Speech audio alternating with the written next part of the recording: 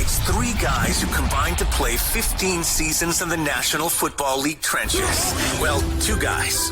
And Mackey, who didn't do shit. This is the O-Line Committee. Well, as you can see, it is two guys who played combined 16 years in the NFL, and the guy that didn't do shit is also not here. He's got some family stuff to attend to, but welcome to the O-Line Committee, the Offensive Line Lifestyle Podcast. If you're new here, we'd appreciate if you could hit that like button, hit that subscribe button. We are 100 away from 30,000 subs, which is absolutely bananas when we started this thing, 19 months ago. And to see where it's grown, we appreciate all of you guys and the whole bit. But with all that said, whoa. Wild weekend of football. What a wild day we're going to have without Mackey here to rein us in. I'm going to do my best to keep you on the rails. Is this like back in the room? Hey, listen. Remember being in the room? Remember how much fun we used to have? Yeah, especially when the coach wasn't there and you'd be Tony he'd walk in and be like, oh, shit, Tony. And see, Mackey can't do that today. So it's going to be... There's no telling where this show goes. This could be one of our best episodes. This could be a giant flop. Time will tell. However, this weekend of football was pure magic.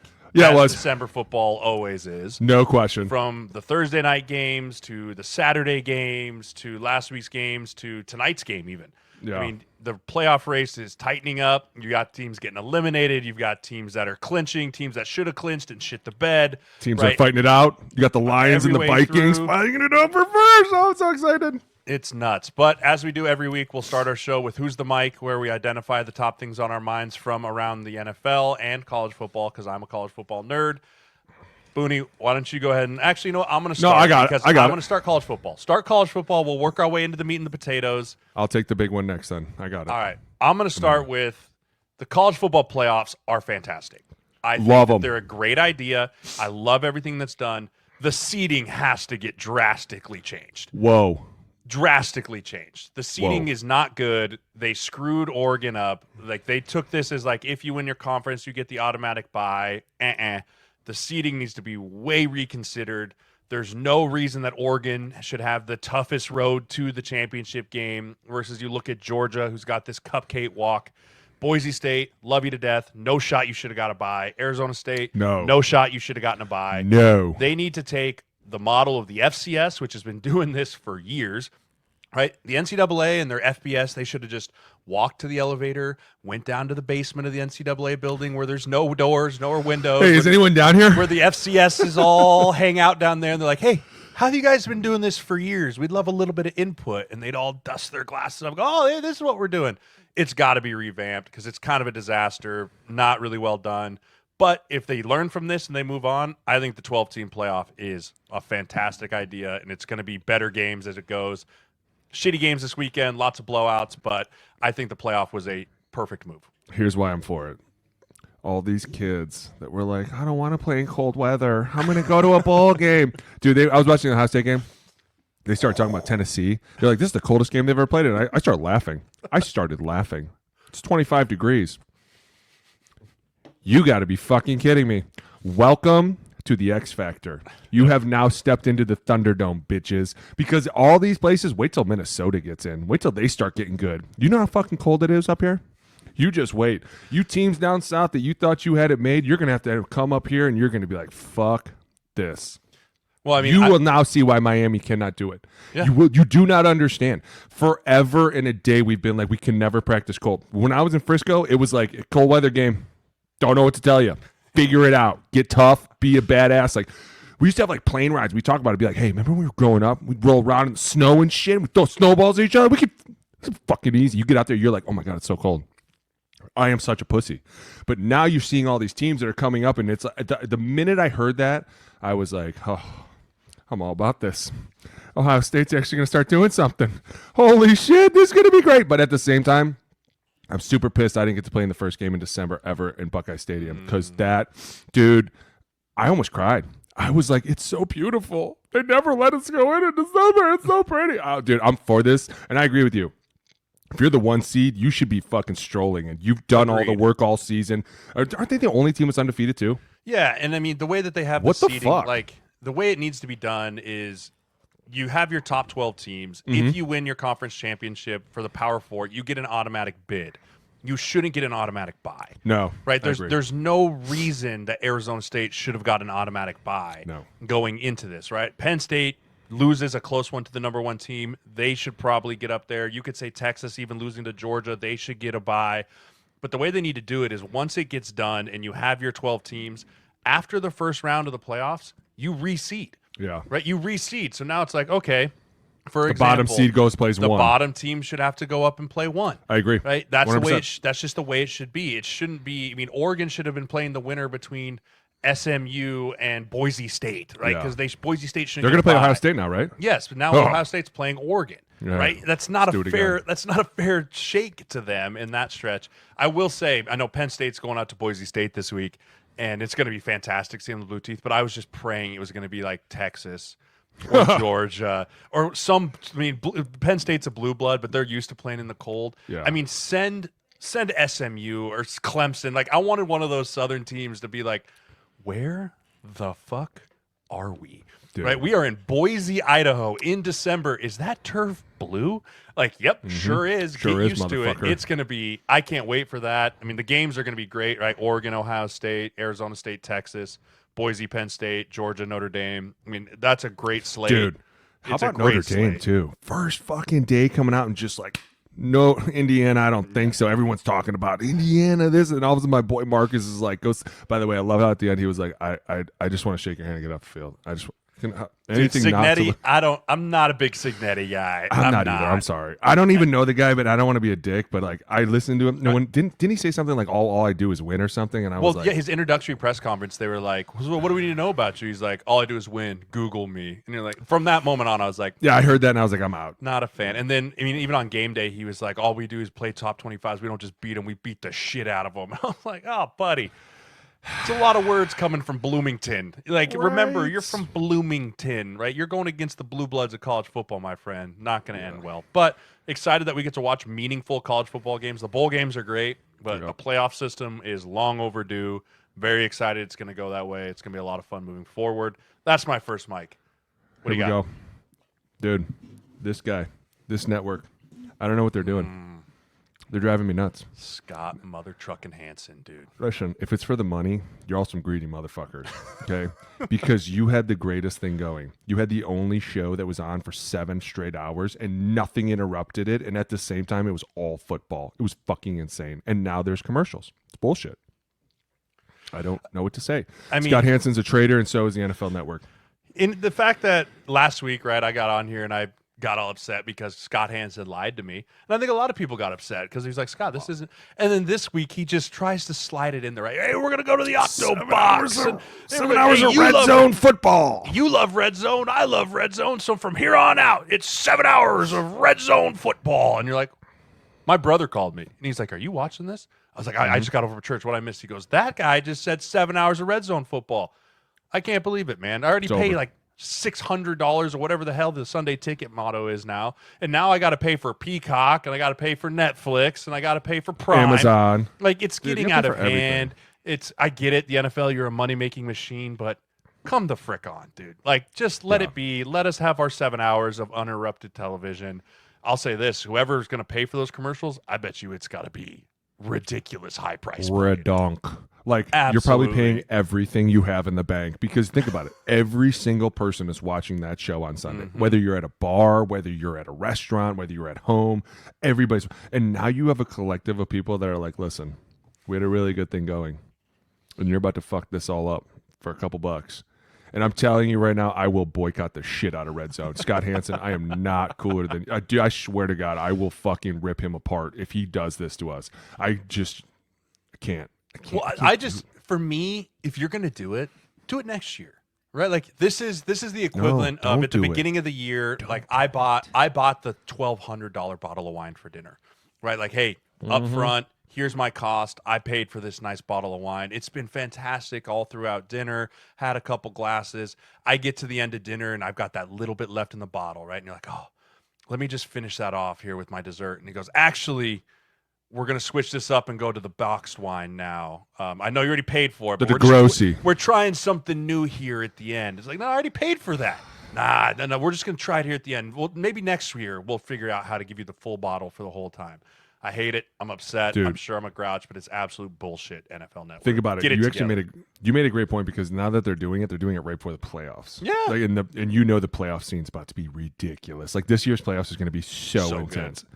And now they're just going to be like, and Verizon is introducing Patrick Mahomes is leaving, and it's like, oh my god, if I have to listen to this commercial one more fucking time, Dude. gosh, shoot me. Yeah. I can't with this shit, dude. Just I would. I'm not even kidding you. I would rather watch the Raiders play fucking Jacksonville anybody. again. Jacksonville. I would rather watch a snippet from that than have to watch a commercial of Verizon. I'm not even kidding. It's to the point now where all my kids know all the commercials. They're like mimicking them back to me. Like they love the Cheez-It one, right? Cheese. Like they'll hear that come running in from the other room. I'm like, oh my gosh, you guys are driving me nuts. But all right, on to the meat and potatoes, on to the real mics from this week. What do you got? You want me to go first? Absolutely. I'm the host today, so I'm gonna play point guard and just keep lobbing you layups here. All right, you know what? I'm gonna do it. I'm gonna go. I want to talk about this. My Chargers. Oh, my boys. I'm not gonna lie, dude.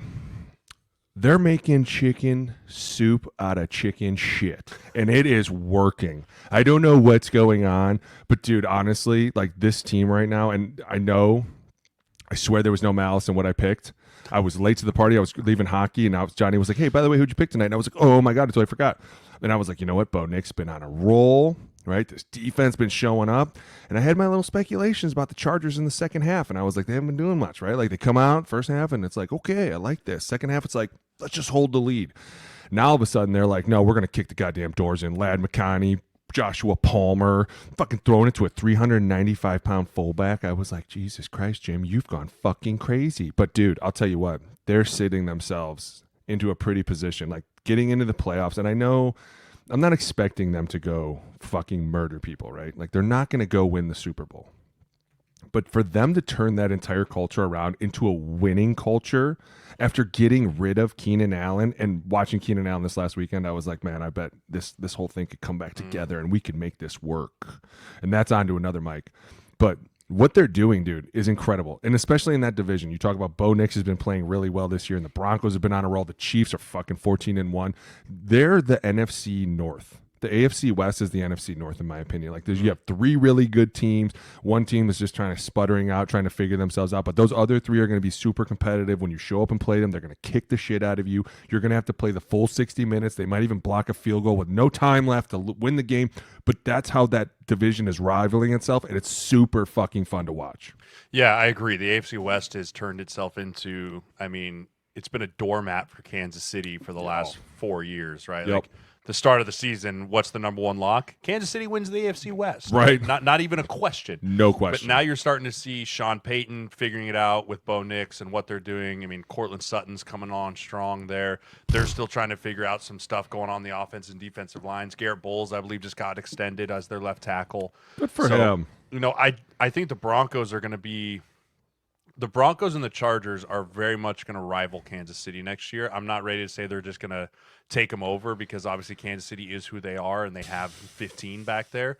But I am excited to watch as if any of those teams besides Kansas City can make a playoff push. I mean, they're going to have to go on the road.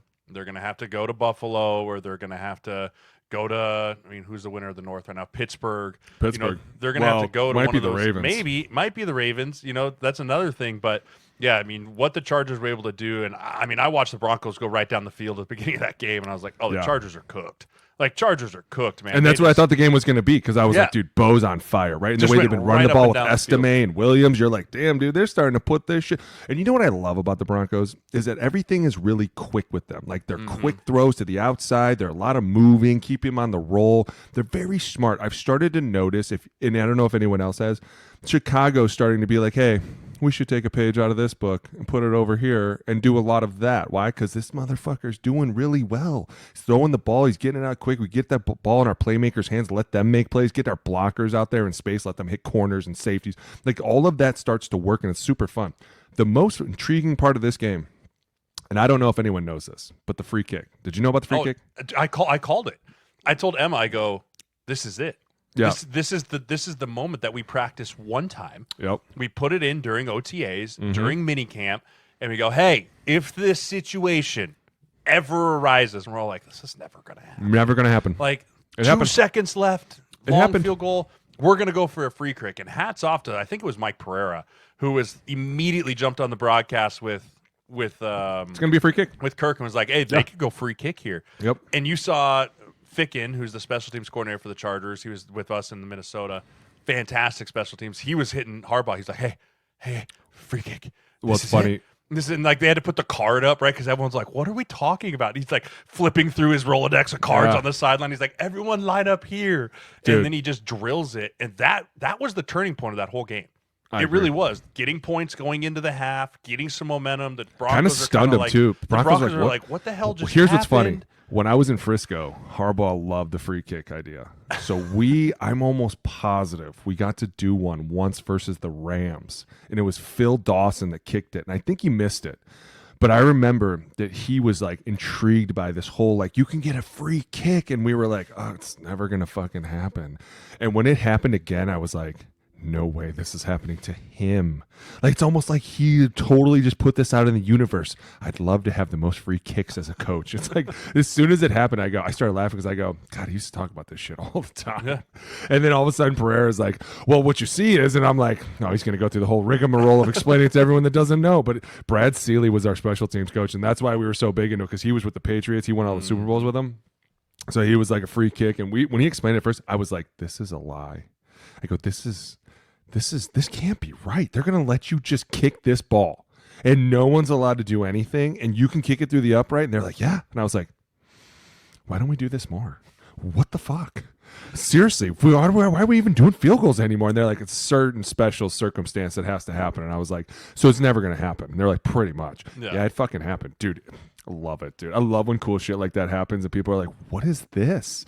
There's just some rules that you never talk about that we've gone over in team meeting that you're like, hey, Rook, this is never going to happen. Don't even write this down. This is so stupid.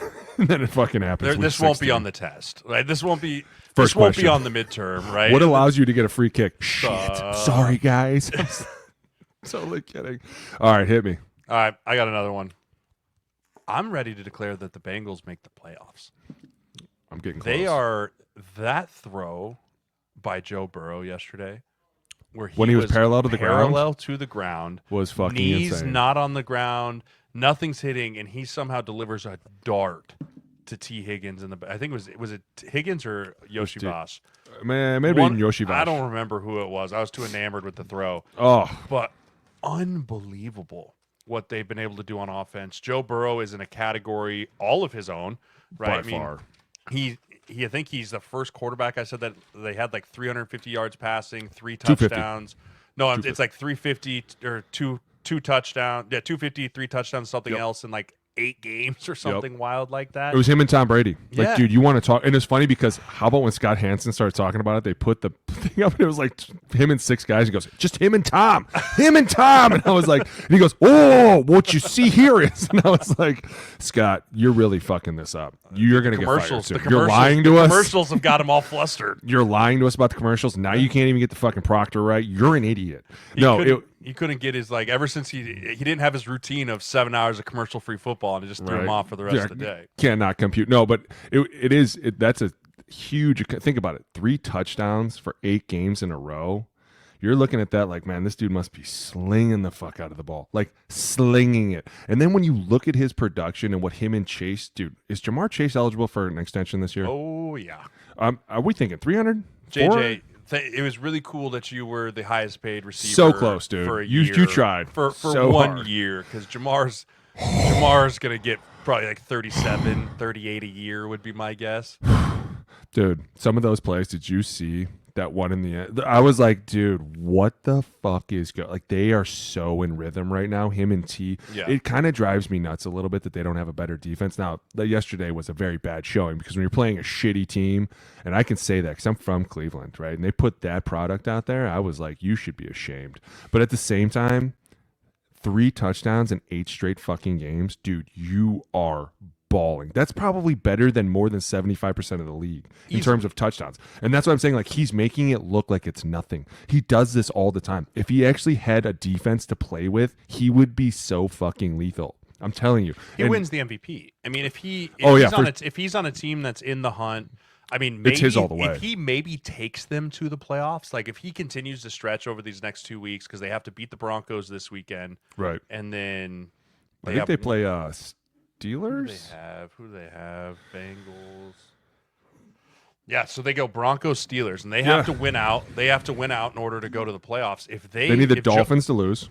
Yep, which they're so close to blowing it yesterday. And who else do they? They need one more team to lose too. I think maybe it's the Steelers. I think it's the Broncos. I think they have to beat the Broncos. So it's them. Yeah, it's the Broncos, the Steelers, and they need Miami to lose once. But they can control their own destiny, and that's why if they walk into the playoffs, you almost have to give him the MVP. Absolutely, like as great as Josh Allen has been, and all of the craziness that has. If you just look at the body of work of what Joe Burrow has done with what's around him from the defensive side of the ball, you have to give him MVP, because the way that I look at MVP, everyone's like, well, look at Lamar's year and look at Josh's year, like look at Jaden Dayton. Like, I always look at it as, if I remove X player from the equation, is that team equally or right around the same as successful? Right? Saquon Barkley, for example. You take Saquon out of there, are Eagles still a contender? Absolutely. Yeah. A.J. Brown, Devontae Adams, Jalen Hurts. Their defense. You take Josh Allen out of the Bills, are they that successful? No. But you remove Joe Burrow from this Bengals team, that's like a 4-win football team. They look like Cleveland.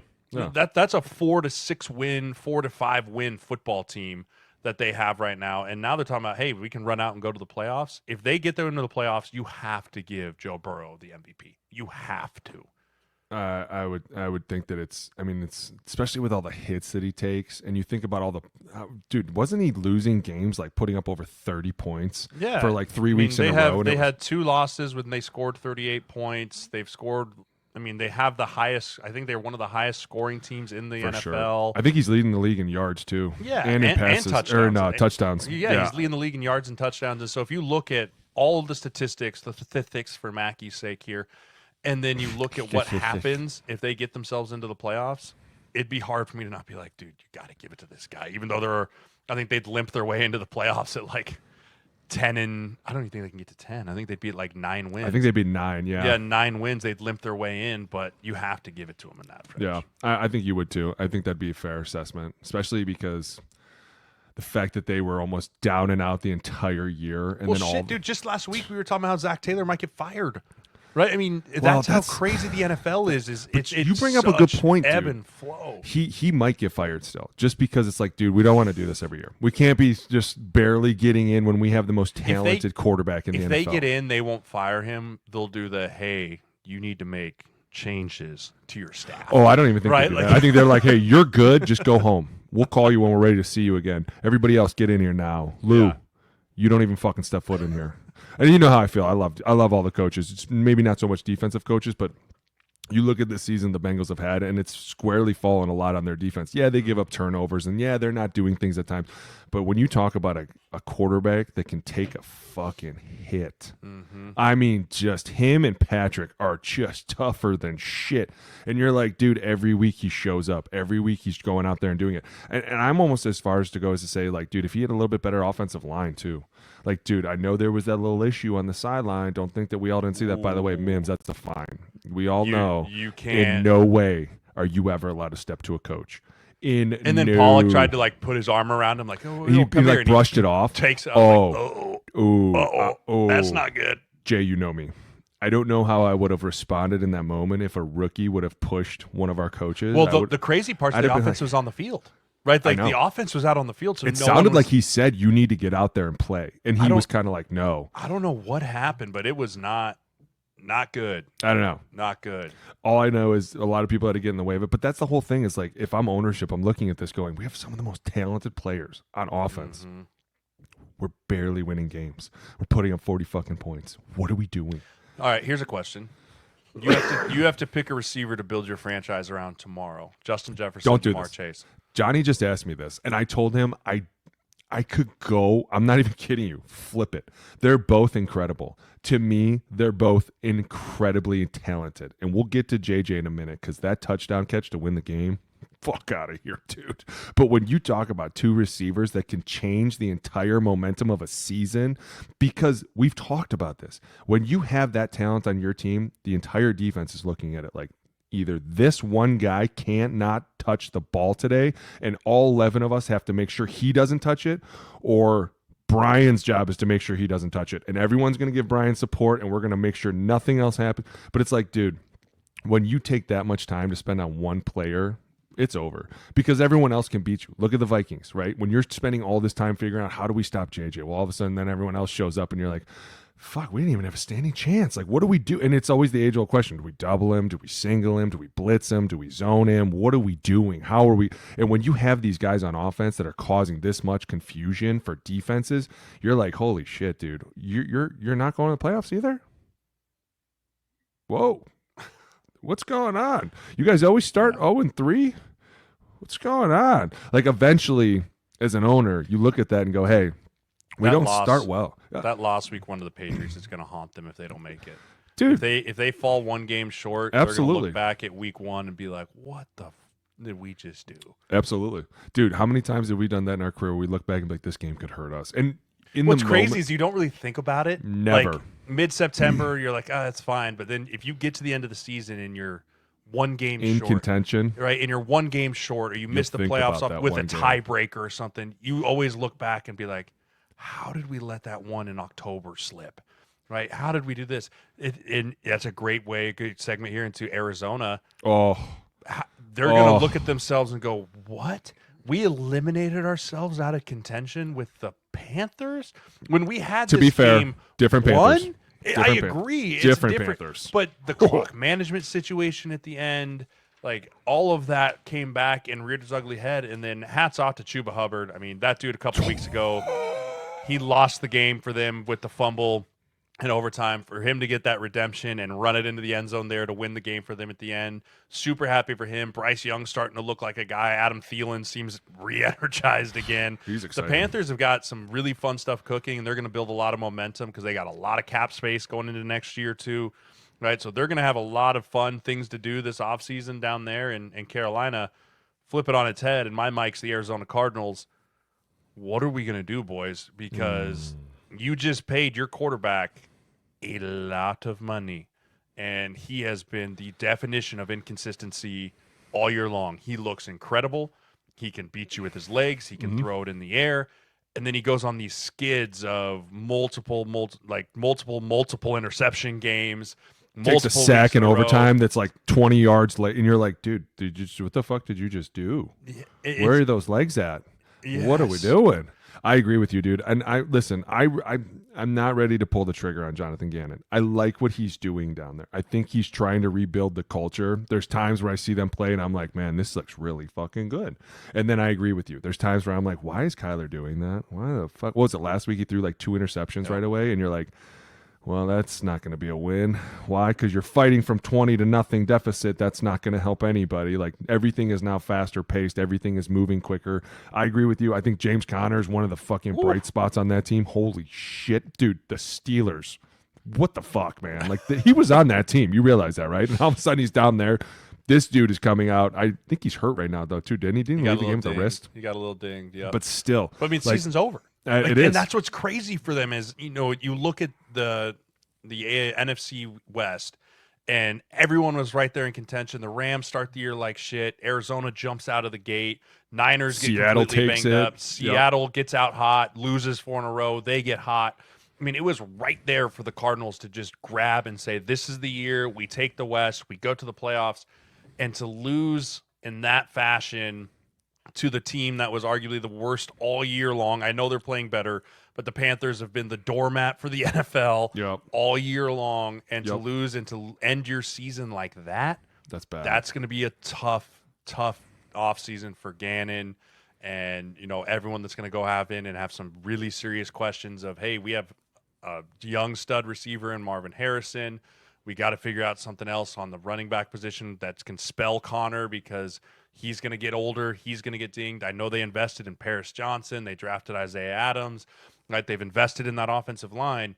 that team's really much too talented to be eliminated from the playoffs. I agree. They should be in contention with the talent that they have on that roster. I agree 100%. I think, the one thing too is they're a young team. Like when you look around, not that so much like when you talk about their tackles, Paris Johnson's young, Kyler Murray's technically young, your receiver's young. Hell, James Conner's kind of young too, in my opinion. Defensively, you're young. I agree. I don't think they should have been eliminated, especially in a year where the West is kind of fucked up. Like, dude, awful. Very rare do you find the NFC West not playing at a top caliber. And the one year that you do, you get eliminated by the Panthers. I think that was the biggest thing for me was like, listen, remember we used to go into those games and you'd be like, at all costs, we have to win. Like it's a playoff mindset. It's the fucking Panthers. We cannot lose. We have to. And they made Bryce Young look like a fucking stud at times. I was like, holy shit. Are we just going to let this dude run around and throw? He does. He's just going to throw the ball over here. He's going to run over here. He's going to do all this. And to me, I agree with that. I think that they should have been fighting all the way to the end this year, and they're not. I think that Jonathan Gannon deserves another year, though, because I think at times there's things that happen that I was like, that dude's a tough motherfucker. Like, I don't know that I'd fuck with that head coach. But at the same time, you're quarterback, dude. You have to do something. Get him another running back. Get him another receiver. Do something. Find another way, because he is talented as fuck, dude. When he runs around and he gets away from trouble, it drives me nuts. The fact that Trey McBride didn't have a touchdown this year. Yeah. Right? I mean, he set the record, which no one wants this record of like the most receptions in a year without a touchdown. Yeah, terrible record to have. He's incredible. Trey McBride is such a weapon for them. And that's the thing is, like, I look across that roster and I'm like, I don't get it. I don't understand. Where's the disconnect? What's happening? And yes, your quarterback's making a ton of money, so you got to start figuring it out. But tough look for the Cardinals. Tough look for that organization when it was right there in front of them. So better luck next year. And that's the conversation for a lot of teams right now as they got eliminated from the playoffs. Dallas was officially eliminated. The Raiders, all those teams. Which I have another quick mic before I get to you. Collinsworth, my man. I'm watching Sunday Night Football last night, and I don't know how many times this moron said, I can't believe how hard Dallas is playing knowing that their season's over. Like, these guys are just battling. Idiot. We're all professionals. We're all fighting for our jobs. Like, in no way, shape, or form are we just waiting and we go, oh, we're eliminated from the playoffs? Cancun flights, like, that's not how this works. Like, in no way, shape, or form does a team get eliminated from the playoffs and they just roll over and go belly up. No. And he must have said that, I don't know, like a dozen times last night. And look at Marshawn Kneeland here. You wouldn't believe he just got eliminated from the playoffs. I'm like, they're professional football players, Chris. Like, and he's getting bad. I'm getting. I know that we getting love. Close. Dude, he's trying to draw things. He's like, I think that's Michael There's Levante David, circles the wrong guy. He's like, these people come with these people, and then they're going to meet by these people. I'm like, what are you talking about, Chris? Like, he's all over the place. I don't know, man. And my wife, she looks at me, she goes, what dirt does he have on the NFL that he just gets to keep this show? Like, what bodies does he know are buried somewhere that he gets to keep doing this, because it's time for an upgrade on the Sunday Night Football crew. Listen, I don't really listen to what anyone says. I do. I will say this: Joe Buck and Troy, I enjoy them. I think they're fucking funny. Jim Nantz and Romo are great. Dude, I think they're great too. Greg Olsen is great. I love Greg. Dude, the way that Greg can describe what's happening on a high football IQ level, but also like a low football IQ level. Kind of dumb it down a little bit so everybody understands what's going on. He's talking about the schematics of the game. He's talking about the strategy of each team, what they're trying to do, the picture that Greg Olsen can paint. I think he's the number one color guy in the entire NFL. Easily. But not even close. Like, not even remotely close. I listen to him. Like, Tony Romo's great. But Greg's knowledge of the game and his ability to verbalize that knowledge on not a super high level that makes only people that played understand is outstanding. I agree with you 100%. And I will say this.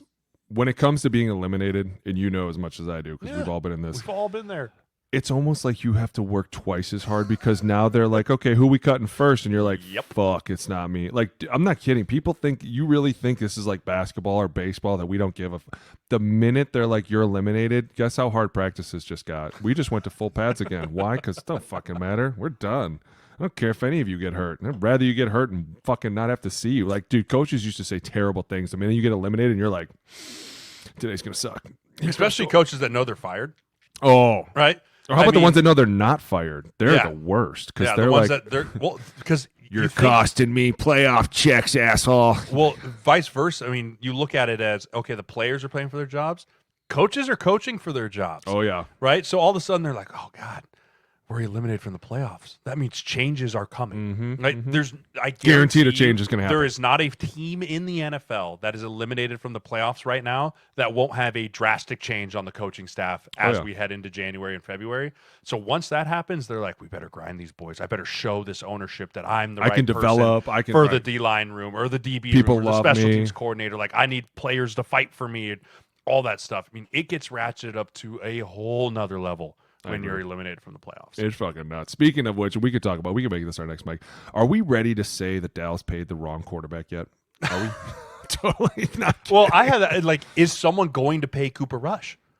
I don't know. I don't think so. His body of work is not what you think it is. I don't think someone's willing to be like, oh God, look what he did. We should. Is he a free agent? We should go.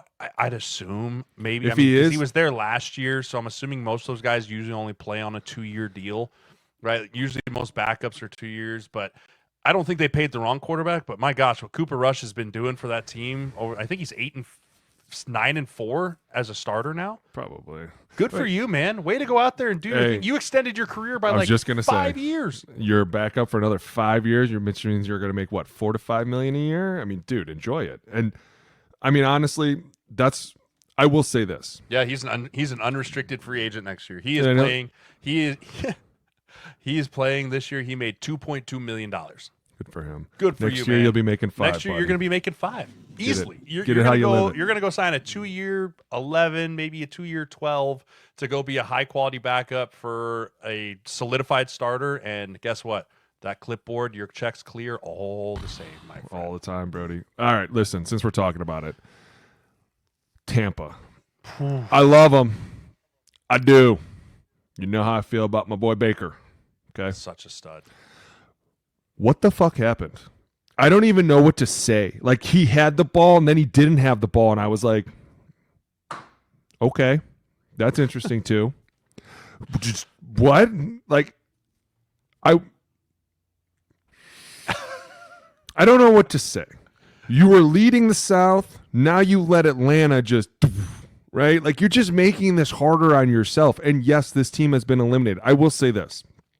Teams that have been eliminated, that just have been eliminated, they'll come out and they'll punch you as hard as they can. There's no question. They're going to punch you really, really hard. Like, you just bite down and you take it and you go, that's it. You kind of just say that when they go, maybe, right?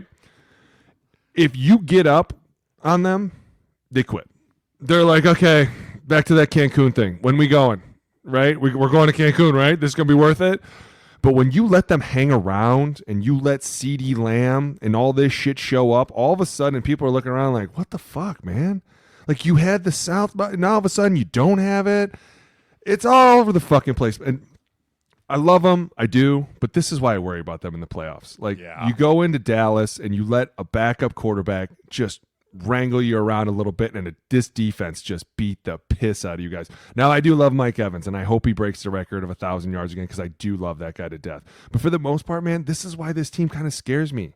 Like, you're like looking at him and you're like, okay, I know there's more in here. And at times I feel like Baker tries so hard to like manifest these passes that you're like, if you just naturally let it happen, you work less.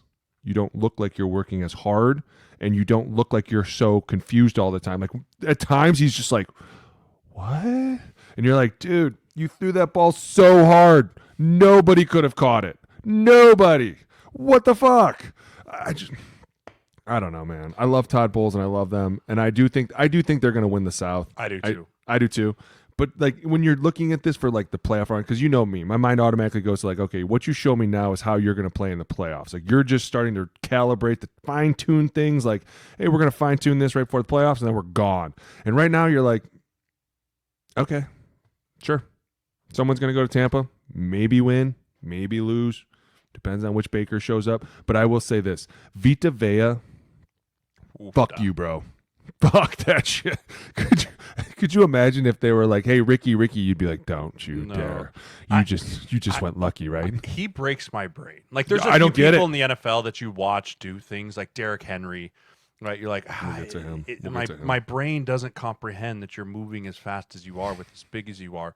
And then that play where they tried to cut Vita on the backside, he pushes him down, and then he grabs Turbin like a rag doll and just engulfs him, and then just kind of throws him to the side, and you're just like, "Ooh, you shouldn't be able to move like that. Like that, the physics, right? Science. Like that's not how this is supposed to work. You're supposed to be like a big fat earth mover, and you're just like this nimble deer out here running around. It's not fair. When he's in on third down, you know what I'm thinking right away? I'm thinking of Linval when he used to ask all the time to go in on third down. I'd be like, please say no, please say no, please say no. You saw that last night with Linval where he ran clean over Cody Mauch, right? Like he got listen, Cody, we love you. I've been there. We've all been Alex there. has been We have there. all been there. We have been there, and we felt it, and it's and then not Baker fun. fell over him, and I was like, poor Cody. When you let that big bastard get a full head of steam moving forward, you don't stop. You don't. I have yet to see anyone ever do it. Sorry. When he gets 3 steps in the ground and you have yet to lay hands on him, it's a car. Yeah. It's a car coming forward. It's a Buick. And you're just trying to hold on, and my goodness, he still has that. It's a Buick Regal. I'm not even kidding you, dude. I've sat in one of those things. It's fucking wide-bodied. This dude, I'm not kidding you. I used to have to block him every day in fucking one-on-ones. Jay saw it. And Jay saw the one rep where he put me flat on my back. And I remember I got up and everybody was like, you okay? And I was like, you didn't fucking see that. And they were like, didn't see it? Yeah, he's done it to me. Dude, he's done it to everybody. He's done it to me. He's done it to a lot of people in the league. But I will say Vita Vea is better than Linval. He's a younger Linval. There's no question. Like he's quicker, he's faster. But if you let Linval get 2 steps in there, I'll even say 2 in a long arm, you might as well just be like, throw it. I mean, there's been guys in the league that have been like that, like Hakeem Hicks, right? Hakeem Hicks, he was another one. Right, he was another one that was like fighting a grizzly bear out there. You let him 6'9". get multiple long arms, like peak Fletcher Cox, like Peach Fletcher Cox. If you let him get 3 steps in the ground, the you know what? Veas, you don't even know, dude. I played Haloti Nada. I played him too when he was not young. I played old Haloti when he was with Detroit, but he still had an absolute mean bull rush, and he'd bull rush, and then all of a sudden he'd hit you with that quick arm over. And you're laying on your teeth, and you're like, throw it. That's why they're so hard, because they're a conundrum on third down. You're looking at them and you're like, I want to get off the ball, but my body and my soul are not agreeing. My soul is like, if you move, I'll kill you, right? And they're like, it's crazy how much your hands are like, I'm ready to go. I'm ready to go. I'm ready to go right now. Like you're moving in your stance. Like, here we go. As soon as like, cannot let them win. You can never let those guys win. And when they do, you see what happens. But dude, honestly, they're some of the best to ever do it, right? Like, they're some of the best nose guards to ever play in the game. And when they get going, man, they're fucking insane. But I will say that was a fun. Dexter Lawrence is same thing, yeah. one. They're just becoming newer versions, right? Like, I played against Haloti and Akeem, and then you played against Akeem, and all of a sudden they're getting smaller and faster. But dude, Vita Vea, when he dropped in coverage, I was like, holy shit, this is a new level of crazy. He just took up the whole middle of the field, and I was like, this is a game plan. I wanted Cooper Rush to be like, dude, throw the crossing. Like, throw the cross and just have him just close arm. Just absolute close line across the middle. The dude doesn't flip out of fucking die. Oh god. I know. All right. Where are we going? Talk to me about your next mic. Where do you want to go? I can go anywhere. We're going. You know what? Let's do it. We're going to Washington. No. Before we go there. Before we go there, right. I kind of want to talk about your Bills. Okay. What do you got? What do you got? Well, let's see. If the game would have ended after the first quarter, that was a fucking crazy game. Too bad there was 3 more. I think the Bills needed that. I do. Don't do that. I think the Bills needed that a little bit. They've been feeling themselves. They've been on an absolute terror going through here. Don't look at me like that. You are in such denial. No, I'm not. They've been on a terror. They've been on an absolute offensive historic run. They got punched in the face immediately on the first quarter. Immediately. I mean, punched square in the teeth, and they found a way to rally back. They were able to adjust in game, which, I mean, that's been an issue for Josh Allen for years, is things aren't going well. Usually he compounds it with another mistake or whatever it is. But this season's been different. This season's different. They were able to adjust and go, okay, hold on. we are the Bills. Where's James Cook? Let's get him do a involved little bit of again. this. Little twist, little here. Shakir's not playing well. It's really freaking cold outside. Let's just get back to our basics. And they were able to find a way to win that game. I know it was ugly. I know it was good, but not great. But I do think that those type of wins in December, finding ways to win those games versus the Eagles, versus Arizona, versus those other teams that found ways to lose those type of games yesterday, bodes a big, big way as you roll into January. Argue with me. Tell me I'm wrong. I'll give you the benefit of the doubt. I will say I'm a wrong. loss in December hurts your momentum, so a win is huge. But I will say, like, it was scary, dude. For a minute there, I was like, what the fuck is going on? This dude is supposed to be crushing people, and we're not crushing people. And at times we have all day to throw, and we're running around, and we're standing here, and then we throw this deep shot that gets intercepted that's way underthrown, and I'm like, oh, shit, here we go. This is it. This is how it all starts to go back down again. But yeah, I agree. The minute they started giving the ball to James Cook again, it was like, okay, they're starting to learn.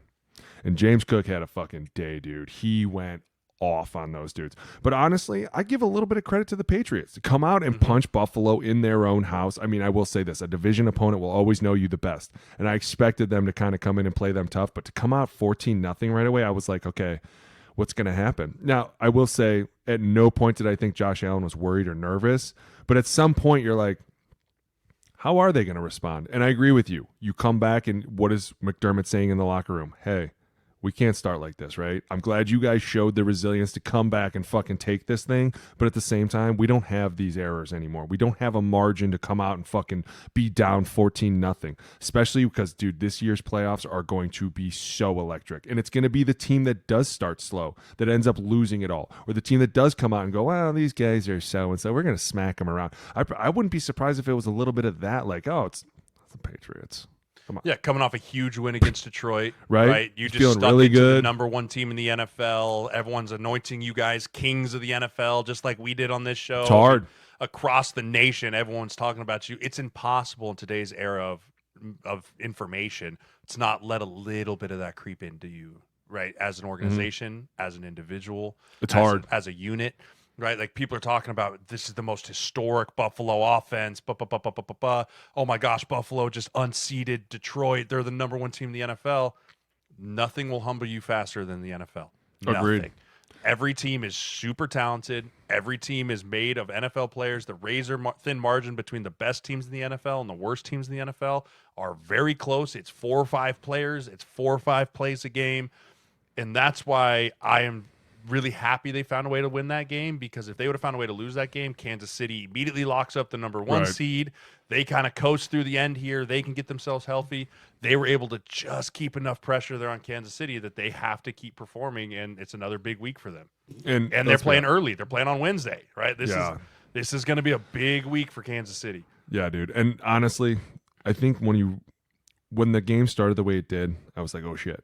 And then the minute that James Cook started taking off, I was like, oh shit, is this phase 2? Like if Josh doesn't work, can we do this and win? And you look at that offensive line, and at times you see those dudes running downfield and just fucking murdering people off the pile. And I'm like, they could easily fall into this. This could easily be their identity, right? They're a bunch of tough guys up front. So instantly it's like, hey, if he's not working, we'll just run the ball. Let's just go after these dudes and fucking hit them right in the mouth. Which has been the missing piece for them. Right. I agree. And that's where I liked it. That's so where I was much like, on Josh's shoulders. Right. And now you say, hey, you can take a little bit off of him if we ever get into trouble, because we're going to play a team that's going to play us cover 1, or they're going to blitz the shit out of us. At some point, we're going to have to alleviate a little bit of this, or he's not running around. We stop the interceptions. It's been a great year for him. It has. And that's my biggest thing as to why I thought he should be the MVP, is because for years it'd be like all of a sudden it starts trickling and you're like, okay, one bad decision turns into 2, turns into 3, turns into why the Bills don't ever move on. And now this year it's like, dude, his interceptions are way fucking down. At times he's been a huge leader for them. He's been their whole offense. And now when you can get another person to take a little bit of that off, now you start to look at this, go, they're a little bit more scarier than I thought. I'm not kidding you, dude. James Cook to me might be one of my favorite running backs. He is so tough and he is so sleek. And him and Charbonnet are, dude, I'm telling you, dude. Oh my God, dude. His brother got a ton of fucking hype, and James didn't get any. And this dude is about to be walking into the playoffs with a really good team. And I'm really excited for them because they are tough. They're Buffalo tough. Like, you know, when you go in there, you're going to have to fight your fucking ass off. And that's cool. Yeah, I mean, I'm Part of me hopes that Kansas City loses this week so that it's all on the marbles for the number 1 seed. You and my wife, dude. Jesus you know that's how I feel. Don't do that.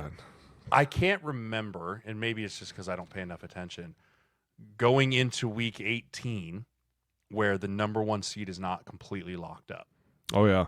Right? It's been a minute. It's not even the number 1 seed, the number 2 seed. You're talking about a team that could go from the number 1 seed to the number 5 seed. I know. Right? And the on NFC, both sides. Like, it's wild. It's wild to think about. It's exciting to think about. I really do think that Buffalo is going to try and push. Kansas City's limping their way in. They're finding ways, but we'll this get is to going to them. be a huge test here. All right, we're going to wrap here. This is part 1. We're going to get to part 2 here in some form of dumb football questions. Again, Phil Mackey not here today.